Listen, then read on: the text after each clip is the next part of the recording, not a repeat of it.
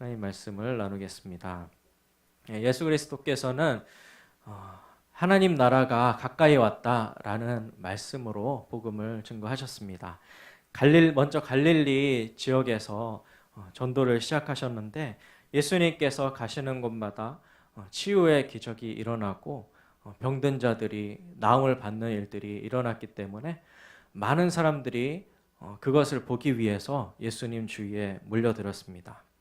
많은 사람들이 예수라는 사람을 알게 되었고 어떤 사람들은 예수님을 가리켜서 엘리야가 살아났다라고도 했고 어떤 사람들은 선지자 중에 하나다라고 그렇게 얘기를 했습니다. 하루는 예수님께서 바닷가에 제자들과 함께 계셨습니다. 그런데 그 바닷가에 예수님이 있다는 소식을 들은 많은 무리가 예수님께로 몰려들었습니다. 너무 많은 무리가 몰려들어서 예수님께서는 바다에 떠 있는 배에 올라가서 무리들을 가르치셨습니다. 예수님께서는 주로 하나님 나라에 대해서 가르치셨죠.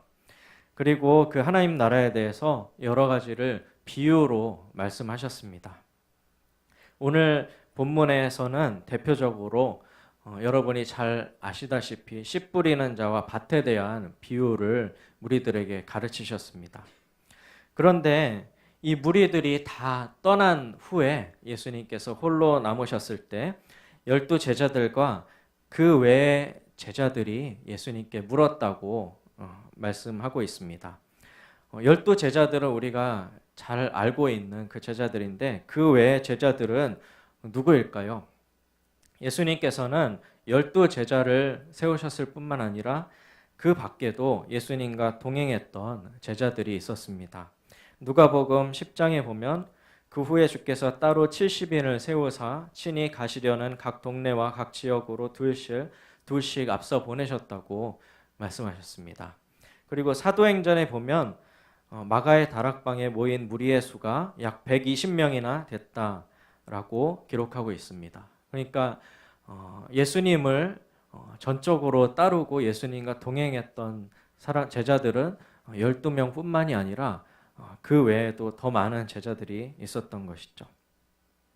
예수님 주변에는 항상 많은 사람들이 있었는데 주로 세 부류의 사람으로 분류할 수가 있을 것 같습니다. 먼저는 대적자들이 있었죠. 주로 바리새인과 서기관들로 대표되는 예수님의 말씀을 대적하는 부류가 있었습니다. 그리고 두 번째는 예수님을 전적으로 주로 고백하며 따랐던 제자의 무리가 있었죠. 그리고 세 번째는 많은 무리들이 있었습니다. 이 무리들은 예수님을 전적으로 따랐던 것이 아니라 예수님의 치유 기적과 또 말씀을 듣고 보기 위해서 모였다가 예수님의 말씀이 끝나면 다시 돌아갔던 그런 사람들입니다. 이렇게 수많은 무리들은 예수님께 밀물처럼 몰려들었다가 썰물처럼 빠져나가곤 했습니다. 하지만 예수님과 언제나 함께 있었던 제자들은 예수님을 떠나지 않고 예수님과 함께 먹고 마시고 예수님께서 가르치신 것을 행하기 위해서 예수님과 함께 했습니다. 그런데 예수님께 남아있던 이 제자들이 예수님께 방금 전에 하셨던 그 비유에 대해서 비유가 무슨 뜻인지에 대해서 예수님께 여쭤봤던 것입니다. 그러자 예수님께서는 이렇게 대답하셨습니다. 하나님 나라의 비밀을 너희에게는 주었으나 외인에게는 모든 것을 비유로 하나니라고 말씀하셨습니다. 하나님 나라에 비밀이 있는데 그것을 여기 남아있는 제자들에게는 주었지만 외인 그 밖에 사람들에게는 모든 것을 비유로 말씀하셨다라고 하신 것입니다. 하나님 나라의 비밀이 주어진 자는 누구일까요?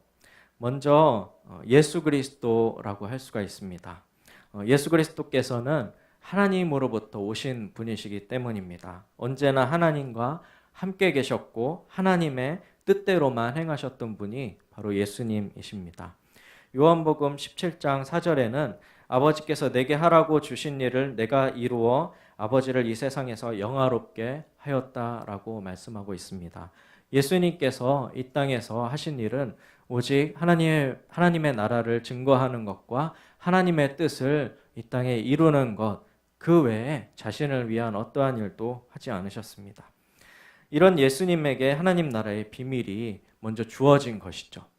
그리고 두 번째로 하나님 나라의 비밀이 주어진 자는 예수님과 함께 했던 제자들입니다. 제자들은 예수님과 언제나 함께 했고 예수님의 뜻을 행했습니다. 요한복음 17장 6절에는 이렇게 말씀하고 있습니다.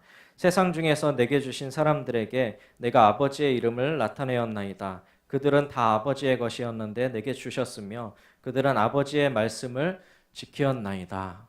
라고 말씀하고 있습니다. 그러니까 하나님 나라의 비밀이 주어진 자는 하나님의 뜻대로 행하는 자에게 하나님 나라의 비밀이 주어진다는 것입니다. 그것이 그 비밀이 주어진 자는 예수 그리스도셨고 또 예수 그리스도와 함께 했던 제자들 그리고 예수님의 뜻을 행했던 자들은 하나님 나라의 비밀을 들을 수가 있었습니다. 외인들은 예수님의 말씀을 듣기는 했지만 하나님 나라의 비밀을 깨닫지는 못했습니다. 왜냐하면 외인들은 예수님의 말씀을 듣고서 가버렸기 때문입니다. 이런 예수님의 말씀을 듣기 위해 모여든 수많은 사람들 중에는 예수님 말씀 매니아도 있었을 것 같아요. 예수님이 워낙 놀라운 이적들을 많이 행하시니까 예수님의 스케줄을 파악해서 예수님이 가시는 곳마다 따라다닌 그런 사람도 있었을 것입니다. 이 사람은 예수님이 가시는 곳마다 따라갔기 때문에 병자가 낫는 것도 보고 귀신이 떠나가는 것도 보았습니다. 그리고 예수님께서 행하신 오병이어 기적도 보았겠죠. 그러나 예수님의 이적을 보고 말씀을 듣고 또 떠났기 때문에 하나님 나라의 비밀을 듣지는 못했습니다. 우리도 예수님을 따르는 삶이 이 무리와 같다면 하나님 나라의 비밀을 알 수가 없을 것입니다. 그리스도인들 중에는 집회 매니아가 있습니다. 부흥회나 치유 집회 소식을 들으면은 어디든지 그 집회에 참석하는 그런 사람이죠. 그렇게 부흥회와 치유 집회 소식을 듣고 이곳저곳에 참석을 합니다. 하지만 그는 그곳에서 이적과 치유를 경험하기도 하고 말씀을 듣기도 했지만 곧바로 자기의 생활로 돌아가기 때문에 하나님 나라의 비밀을 알 수는 없었습니다. 하나님 나라의 비밀은 이렇게 예수님께 왔다가 도로 떠나버리는 무리에게 주어진 것이 아니라 예수님을 주로 모시고 그와 동행하면서 예수님의 가르침대로 행한 제자들에게 주어졌습니다. 마가복음 3장 34절에서 35절에 보면 이런 이야기가 나옵니다. 예수님께서 또 어떤 집에 거하셨을 때에 많은 무리들이 예수님께 모여들었습니다. 그런데 예수님의 친가족들이 예수님이 돌아다니면서 많은 이적과 가르침을 행한다는 소식을 듣고 예수님을 찾아온 것입니다. 마가복음에는 예수님이 미쳤다라는 소리를 듣고 찾아왔다고 그렇게 기록되어 있습니다. 그런데 이 친가족들이 예수님을 빨리 나오라고 그렇게 말했고 그 소식을 제자들이 예수님께 전했습니다. 예수님, 지금 문 밖에 당신의 가족들이 와 있습니다. 그러자 예수님께서 둘러앉은 사람들, 그러니까 예수님을 주로 모시고 예수님과 언제나 함께했던 그 사람들을 보시면서 이렇게 말씀하셨습니다. 내 어머니와 내 동생들을 보라. 누구든지 하나님의 뜻대로 행하는 자가 내 형제요 자매요 어머니니라.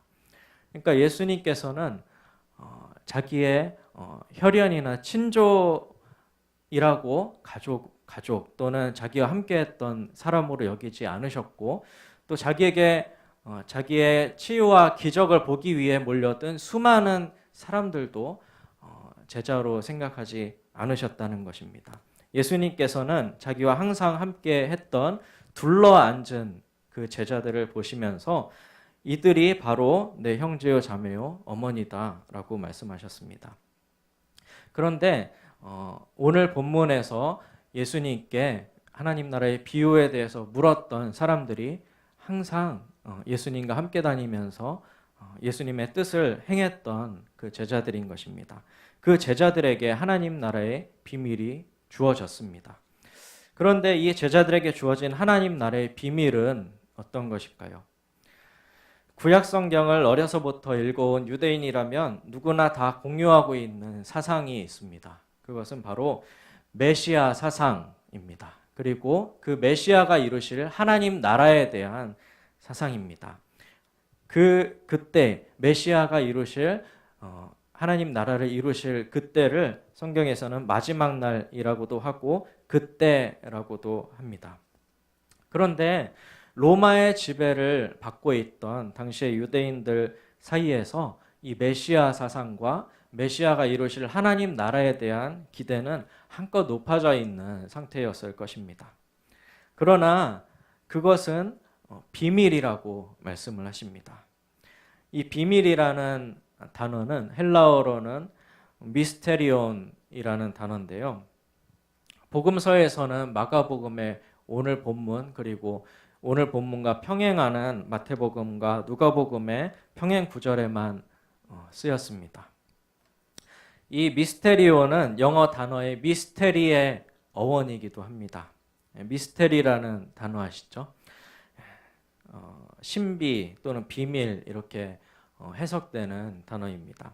그런데 이 미스테리온이라는 단어는 성경적인 용어로 영어 단어의 의미와 같이 신비스러운 어떤 것을 가리키는 것이 아니라 사람이 독자적으로 스스로 이해할 수 있는 범위 밖에 하나님께서 우리에게 주셔야만 하나님께서 우리 계시해 주셔야만 알 수 있는 어떤 것을 말씀하시는 것입니다. 그리고 하나님께서 정하신 방법으로 하나님께서 정하신 때에 하나님께서 주시는 그 사람만 알 수 있는 하나님의 뜻이 바로 미스테리온입니다. 한마디로 이 미스테리온, 이 하나님 나라의 비밀은 하나님께서 해석해 주셔야만 알 수 있는 것을 말합니다. 하나님께서 해석해 주시지 않으면 우리는 눈앞에 어떤 현상이 일어나는 것을 보고도 그것이 어떤 의미인지 깨달을 수가 없습니다. 구약 성경에서도 이 비밀은 계속해서 말씀으로 전해져 왔지만 그것을 읽는 많은 사람들이 이 말씀을 깨닫지 못했습니다. 분명히 눈으로 읽지만 이것이 어떤 의미인지를 깨닫는 사람은 적었다라고 하는 것이죠. 다니엘서에 보면은 이렇게 하나님 나라에 대한 하나님 나라의 비밀에 대한 말씀이 나옵니다. 다니엘서 2장 44절에 보면 이 여러 왕들의 시대에 하늘의 하나님이 한 나라를 세우시리니 이것은 영원히 망하지도 아니할 것이요 그 국권이 다른 백성에게로 돌아가지도 아니할 것이요 도리어 이 모든 나라를 쳐서 멸망시키고 영원히 살 것이다 라고 말씀합니다. 여기서 말하는 하늘의 하나님이 세우시는 한 나라는 바로 하나님의 나라, 영원한 하나님의 나라를 말씀하는 것이죠. 그런데 이 말씀을 듣는 다니엘도 이 말씀을 깨달을 수가 없었습니다. 왜냐하면은 하나님께서 이루실 하나님의 나라는 하나님의 안에 감추어져 있는데 이것을 이 사람에게 뜻을 해석해 주지 않으면은 이 사람이 이 말씀을 읽고도 그것이 무슨 뜻인지를 알 수가 없었던 것이죠. 그래서 다니엘이 이렇게 말합니다. 내가 듣고도 깨닫지 못한지라 내가 이르되 내 주여 이 모든 일의 결국이 어떠하겠나이까 하니 그가 이르되 다니엘아 갈지어다 이 말은 마지막 때까지 간수하고 봉함할 것임이니라 많은 사람이 연단을 받아 스스로 정결하게 하며 희게 할 것이나 악한 사람은 악을 행하리니 악한 자는 아무것도 깨닫지 못하되 오직 지혜 있는 자는 깨달으리라 이렇게 말씀하십니다. 하나님께서는 마지막 때까지 이 말씀을 간수하고 봉함해 두셨다. 즉 하나님께서 깨닫게 해석해 주시지는 않으셨다라고 하신 것입니다. 그러니까 하나님께서 말씀은 해주셨지만 이 말씀이 어떤 의미를 갖고 어떻게 이루어질 것인지에 대해서는 아직 그때까지는 해석해 주지 않으셨다라는 것이죠. 그런데 이 감추어졌던 하나님의 뜻, 하나님 나라의 비밀이 예수 그리스도를 통해서 이제 해석이 되어지는 것입니다. 예수님께서는 이 비밀을 무리에게 알려주신 것이 아니라 자기와 늘 함께 했던 제자들, 예수님과 온전히 연합하여서 예수님의 뜻을 행했던 그 제자들에게 이 비밀을 해석해 주셨습니다. 또 구약의 모든 말씀은 이 하나님 나라의 비밀에 대해서 말씀하고 있죠. 성경은 예수님에 대해서, 하나님 나라의 비밀인 예수님에 대해서 계속해서 증거했습니다. 그런데 이 구약 성경을 열심히 읽어왔던 서기관들과 바리새인들도 이것을 열심히 읽으면서도 하나님 나라의 비밀의 키였던 예수님에 대해서는 전혀 알 수가 없었습니다. 그래서 예수님께서 그들을 보시면서 너희가 성경에서 영생을 얻는 줄 생각하고 성경을 연구하거니와 이 성경이 곧 내게 대하여 증언하는 것이다. 그런데 너희는 이 말씀을 읽고도 깨닫지 못한다 라고 하신 것이죠. 왜냐하면 이 바리새인들과 서기관들은 자신의 의의를 지키기 위해서 예수님을 배척하고 대적했던 예수님의 대적자로 서 있었기 때문입니다. 이렇게 학식이 높고 항상 성전에서 회당에서 백성들을 가르쳤고 구약 성경을 달달 외우다시피 한 사람들이지만 예수님을 대적하는 쪽에 섰기 때문에 이 구약 성경을 읽고도 하나님 나라의 비밀을 깨닫지는 못했던 것입니다. 이 비밀은 사람의 지식으로 알 수 있는 것이 아니었습니다. 예수님을 진심으로 마음에 모시고 따랐던 제자들만 알 수 있었던 것입니다. 예수님께서는 무리가 다 빠져나간 후에 이 남아있던 제자들에게 말씀하셨던 비유들을 해석해 주셨습니다. 마가복음 4장에는 4가지 비유가 나옵니다. 첫 번째는 씨 뿌리는 자와 밭에 대한 비유, 두 번째는 등불의 비유, 세 번째는 스스로 자라는 씨에 대한 비유, 네 번째는 겨자씨에 대한 비유가 나옵니다. 그런데 이 비유들이 공통적으로 이야기하는 것이 있는데 그것은 바로 하나님의 나라를 말씀하고 있다는 것입니다. 하나님 나라의 특징은 아주 작은 것에서 시작해서 어마어마하게 커진다는 것입니다. 씨 뿌리는 자와 밭의 비유가 바로 그것을 말하고 있는 것이죠. 이 하나님의 말씀인 씨앗이 심겨졌을 때에 이것이 아주 작은 씨앗이지만 30배, 60배, 100배의 열매를 맺는다고 말씀하십니다. 그리고 스스로 자라는 씨, 그리고 겨자씨에 대한 비유도 바로 그와 같은 것을 말하고 있습니다. 겨자씨는 아주 작은 씨앗이지만 이것이 심겨졌을 때는 엄청나게 큰 나무가 되어서 그 나무에 많은 새들이 깃들이는 그런 나무로 자란다라고 말씀하고 있습니다. 그리고 등불의 비유는 이 하나님의 나라가 결국에는 처음에는 감추어져 있지만 결국에 드러나야 될 것을 말씀하고 있는 것입니다. 등불을 가지고 이렇게 등잔 밑에 놓는 사람은 없지 않습니까? 등불의 용도는 등잔 위에 놓고서 비추기 위해서 만들어진 것입니다. 그런데 하나님의 나라도 처음에는 감추어져 있었지만 결국에 이것은 드러나게 될 것이다 라는 것을 말하고 있습니다.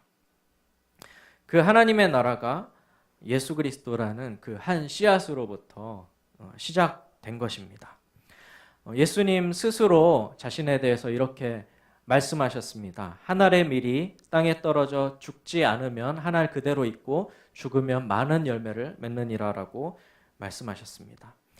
예수님께서는 자신 스스로가 한 알의 밀이 되어서 죽음으로 우리의 많은 사람들에게 생명을 주셨던 것입니다. 자신의 죽음으로 사탄의 나라를 끝장내시고 하나님의 나라가 땅끝까지 전해질 것이다 라는 이 계시, 즉 하나님 나라의 이 비밀에 대해서 제자들에게 말씀하셨습니다. 우리는 세상 권세자들이 다스리는 나라에서 살고 있습니다. 그리고 성경에 나오는 많은 인물들도 세상 권세자 아래에서 살아왔죠. 성경에 나오는 거대한 제국들이 있습니다. 처음에 이집트가 있었고, 그다음에 아수르, 바벨론, 페르시아, 헬라, 그리고 로마가 있었습니다. 이 세상 나라들은 엄청난 권력을 가지고 세상을 다스렸죠. 그래서 이렇게 엄청난 권력을 가진 것을 성경에서는 짐승이라고 표현을 했습니다. 어떤 나라는 사자와 같고, 어떤 나라는 곰과 같고, 어떤 나라는 괴물과 같다라고 성경에 나오죠. 이렇게 거대한 짐승과 같은 세상 나라에서 우리는 너무나 작고 연약하고 무력함을 느끼기도 합니다. 이 세상 나라 안에서 우리는 아주 작은 존재이죠.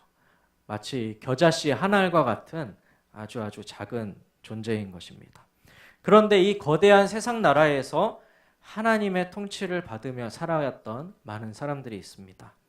이집트에서의 요셉, 그리고 바벨론에서의 다니엘과 같은 사람들이 그런 사람들이죠. 또 페르시아에서의 에스더, 느헤미야, 로마에서의 예수님과 제자들과 같은 그런 사람들이 겨자씨만한 작은 사람들이지만 이 세상 나라에서 하나님의 통치를 받으며 하나님 나라를 살아갔던 사람들입니다. 세상 나라에 공공연한 원리가 있죠. 강한 자가 살아남는다. 한 푼이라도 더 벌어야 되고 더 많이 가져야 된다. 저 사람을 밟고 내가 올라서야 살 수 있다라는 것이 이 짐승과 같은 세상 나라들의 원리입니다. 그런데 하나님 나라의 원리는 이와 반대입니다. 약한 자가 보호받는다. 한 알의 밀이 땅에 떨어져 죽으면 많은 열매를 맺는다. 죽어야만 많은 열매를 맺기 때문에 너희가 죽어라, 희생하라, 곧 사랑하라 라는 그 원리를 하나님께서 우리에게 말씀하셨습니다. 그래서 이 땅에서 하나님 나라의 원리를 전하면 사람들로부터 미움을 받게 됩니다. 사람들로부터 인기가 없어집니다. 그래서 이러한 복음, 하나님 나라의 비밀을 전하는 것은 많은 곳에서 인기가 없습니다. 사람들이 이 말씀에 대해서는 잘 들으려고 하지 않죠. 세상 나라와 더불어 내가 이 세상 나라에서 잘 나가는 법을 가르쳐야 되는데 오히려 그와 반대인 약함이 곧 강함이다. 또 한 알의 밀알로 죽어라 라는 이 하나님 나라의 비밀을 깨닫고 그것을 실천하는 사람이 적습니다. 그러나 예수 그리스도와 연합하고 그가 지신 십자가를 통과하지 않으면 이 말씀이 우리의 마음에 심겨져서 열매 맺지 않으면 결코 하나님 나라의 풍요로움을 누릴 수가 없습니다. 하나님 나라의 비밀의 처음 씨앗이 바로 예수 그리스도셨습니다. 다른 표현으로는 하나님 나라의 비밀의 마스터키가 바로 예수 그리스도라는 것입니다. 이것은 인간적인 어떤 지혜나 깨달음으로 되는 것이 아닙니다. 예수님이 가시는 곳에 많은 군중이 모였지만 그 중에는 많은 지식을 가진 사람들도 있었지만 그들이 하나님 나라의 비밀을 다 깨달은 것은 아닙니다. 그들은 메시아의 희망을 보기도 했고 예수님께서 병 고치고 이 많은 이적을 행하는 것을 보았지만 그대로 돌아갔기 때문에 하나님 나라의 비밀을 끝내 알지 못했던 사람들이었죠. 다시 말하지만 하나님 나라의 비밀을 알게 됐던 사람들은 끝까지 예수님 곁에 있었던 사람들입니다.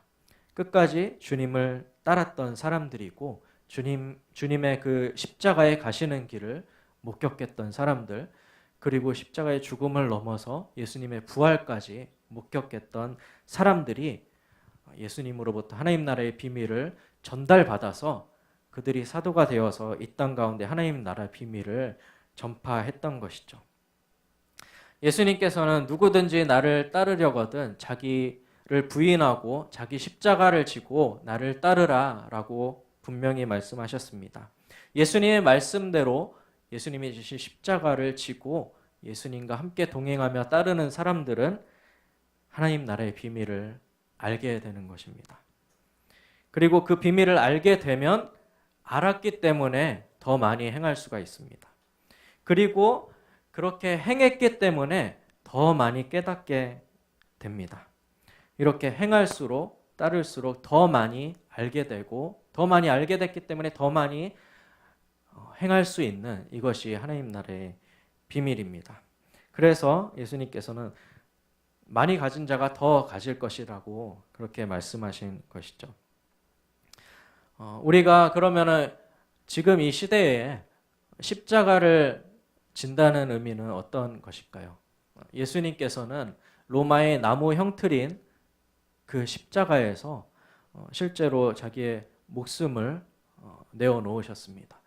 그러면 우리도 목숨을 내놓는 것만이 십자가를 지는 것일까요? 아니면 우리도 똑같이 나무에 달려 죽어야만 십자가를 지는 것일까요? 그런 거는 아니겠죠. 고린도후서 7장 10절에 보면 이런 말씀이 있습니다. 하나님의 뜻대로 하는 근심은 후회할 것이 없는 구원에 이르게 하는 회개를 이루는 것이요 세상 근심은 사망을 이루는 것이다. 그러니까 우리에게 이 땅을 살아가면서 많은 근심이 있습니다. 그런데 이 근심이 다 나쁜 건 아니라는 것이죠. 하나님의 뜻대로 하는 근심은 그것이 예수님의 십자가를 지고 따라가는 것이 될 수가 있습니다. 또 이와 비슷한 맥락에서 베드로전서 4장에 보면 이런 말씀이 있습니다. 너희 중에 누구든지 살인이나 도둑질이나 악행이나 남의 일을 간섭하는 자로 고난을 받지 말려니와 만일 그리스도인으로 고난을 받으면 부끄러워하지 말고 도리어 그 이름으로 하나님께 영광을 돌리라. 여기서도 고난이 반드시 있다라고 말씀하는데 고난이 다 나쁜 것이 아닙니다.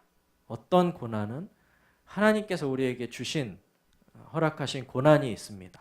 그리고 그 고난을 하나님을 생각함으로 참는 사람, 참고 견뎌내고 하나님을 붙드는 그 사람은 바로 예수님이 주신 십자가를 지고 따라가는 사람입니다. 고난에는 두 가지 고난이 있죠. 죄로 인한 고난이 있고 의로 인한 고난이 있습니다.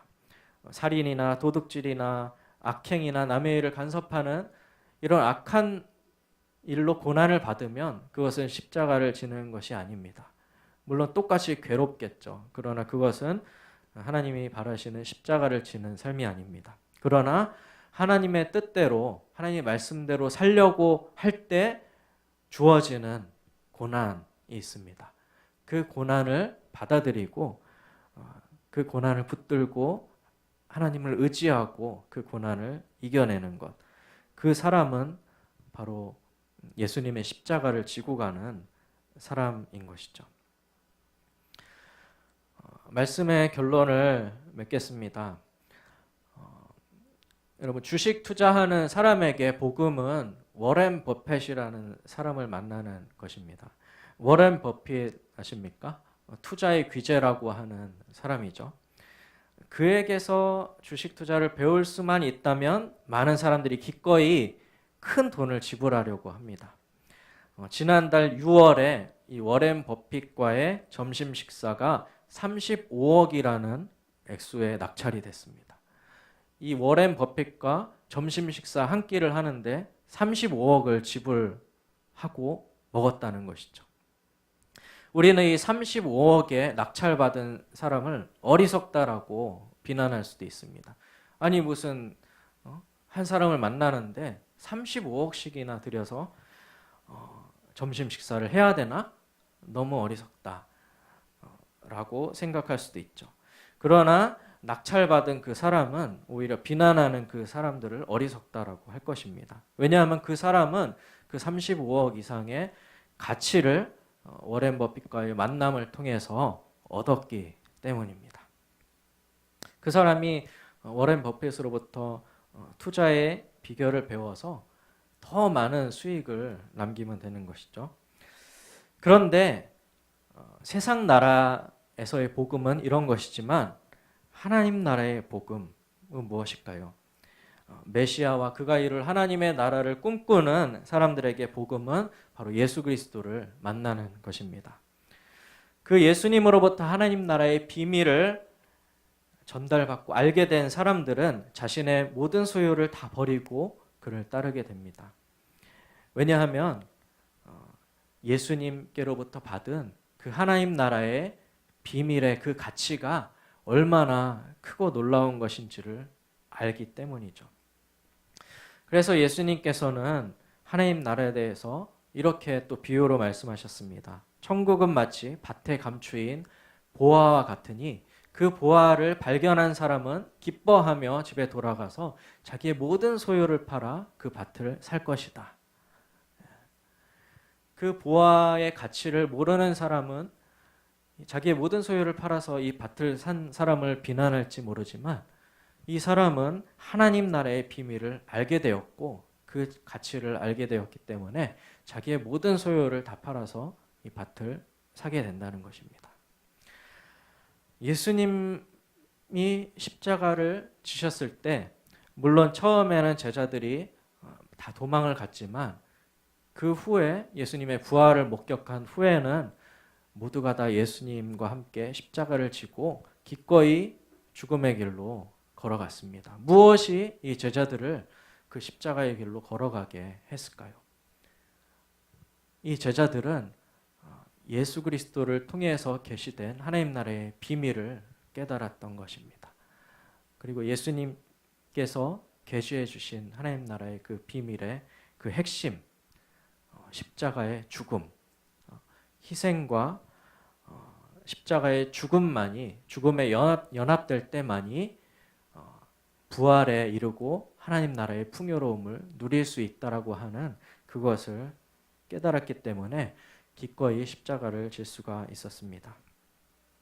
이렇게 예수님과 온전히 연합하여 십자가를 기꺼이 지는 사람, 예수님의 주위에 있던 예수님이 홀로 계셨을 때, 무리가 다 떠나가고 홀로 계셨을 때 예수님의 주위에 머물러 있던 그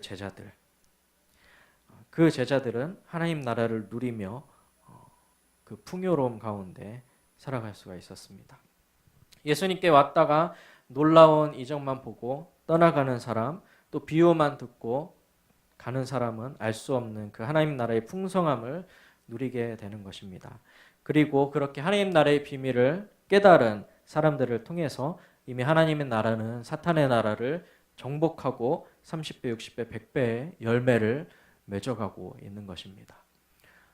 우리가 하나님 나라의 대적자가 되지 않았으면 좋겠습니다. 그러나 또한 무리가 되지 않았으면 좋겠습니다. 예수님께 왔다가 그냥 돌아가는 사람이 아니라 예수님과 늘 함께 동행하고 예수님의 말씀대로 살았던, 예수님을 죽기까지 따랐던 제자들과 같은 사람들이 되기를 바랍니다. 함께 찬양하고 기도하겠습니다.